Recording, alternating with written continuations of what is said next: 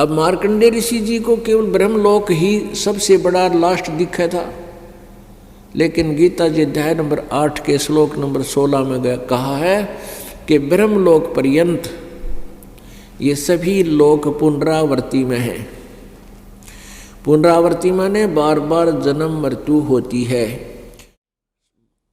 इसको महास्वर्ग भी बोलते हैं, ब्रह्मलोक भी बोलते हैं। ब्रह्मलोक में गए प्राणी भी अपने पुण्यों को समाप्त करके, पुण्यों के अक्षीण होने पर वो फिर इस मृतलोक में आते हैं, नरक में भी जाते हैं, लेकिन उनका पीरियड ज़्यादा होता है। ब्रह्मलोक में गए हुए प्राणियों का समय बहुत ज़्यादा हो जाता है। वहाँ पर भी इस बात पर निर्भर करती है कि जिसने अधिक साधना कर रखी है ओम नाम की या गहन किए हैं, तो उसका शासन काल एक ब्रह्मा की मृत्यु तक भी रह जाता है, प्रत्येक का नहीं, विशेष का। तो मार्कंडेय ऋषि ने यही सोच रखा था कि वहाँ जाने के बाद 36,000 बार उत्पत्ति और प्रलय होती है इस एक ब्रह्मांड की। 36,000 बार तब तक वहाँ रहा जा सकता है ब्रह्मलोक में, लेकिन मृत्यु फिर भी होगी। तो पुण्यात्माओं, परमेश्वर कबीर जी ने आकर हमें यह ज्ञान दिया है, स्वयं ही आकर हमें यह ज्ञान बताया है कि इस जन्म मृत्यु के रोग से छूटने के लिए आप जी को मेरे द्वारा यानी कबीर परमेश्वर जी द्वारा बताई गई साधना का अनुसरण और उसका पालन करना होगा। फिर तुम्हारी मृत्यु कभी नहीं होगी, सतलोक चले जाओगे। पुण्यात्मा, ब्रह्मा जी की भी मृत्यु होगी, विष्णु जी की भी मृत्यु होगी और शिव जी की भी मृत्यु होगी। इनका पिता है ज्योति निरंजन, की माता है दुर्गा या अष्टांगी प्रकृति देवी, इसकी भी मृत्यु होगी। जो इनका पिता है काल, इसको ब्रह्म बोलते हैं, ब्रह्म जो 21 ब्रह्मांड का स्वामी है, इस ब्रह्म की भी मृत्यु होगी। अब यहाँ थोड़ा सा कंसेप्ट क्लियर करना पड़ेगा, क्योंकि पवित्र हिंदू धर्म के अनुयायी जो हैं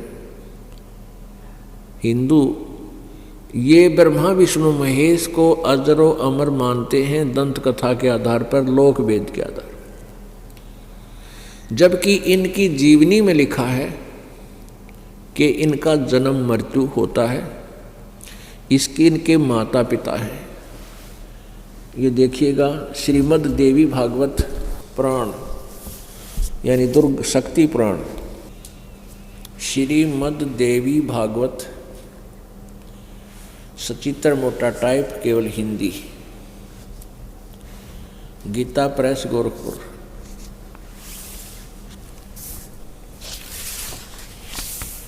श्रीमद् देवी भागवत सचित्र मोटा टाइप केवल हिंदी, संपादक हनुमान प्रसाद पोदार, चिमनलाल गोस्वामी।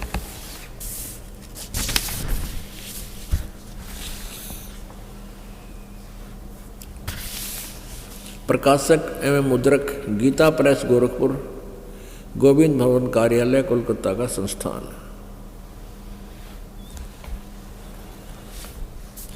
इसके तीसरे स्कंद में 123 पृष्ठ पे है।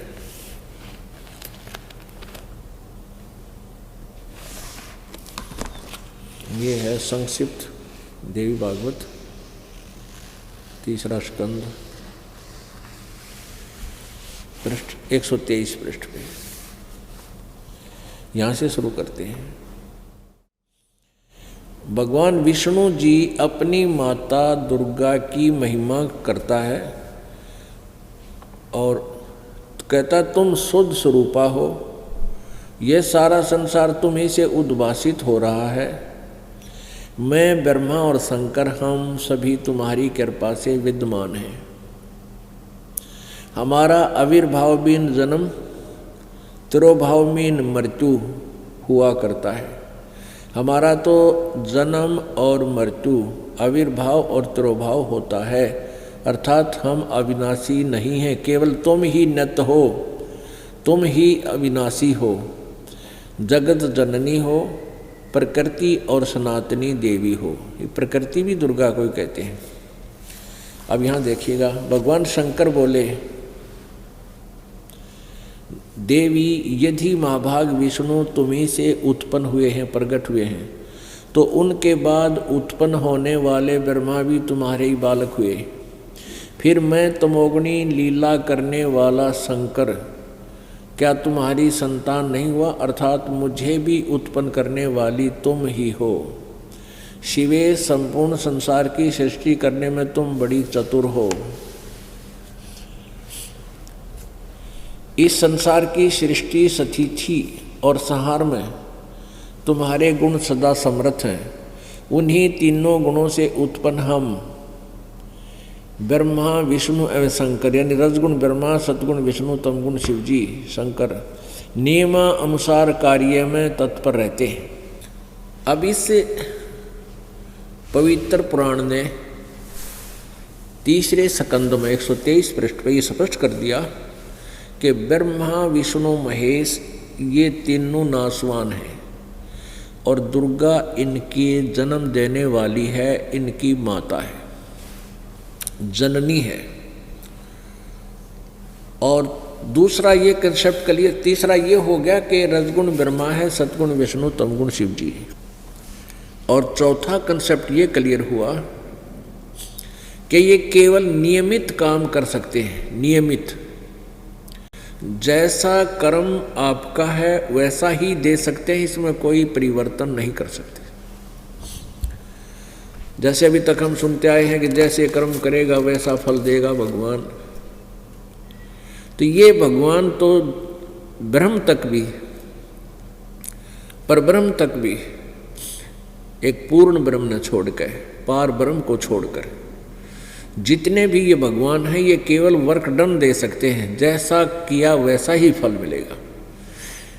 पुण्य के लिए अलग अकाउंट है, खाता है, और पाप का अलग से, तो दोनों ही भोगने पड़ते हैं। तो ये स्पष्ट कर रहे हैं कि हम तो केवल वही जो सीमित हमारी पावर्स हैं, उस पावर्स के हिसाब से हम सब काम करते हैं। हम किसी में कुछ चेंज नहीं कर सकते, नियमित काम करते हैं।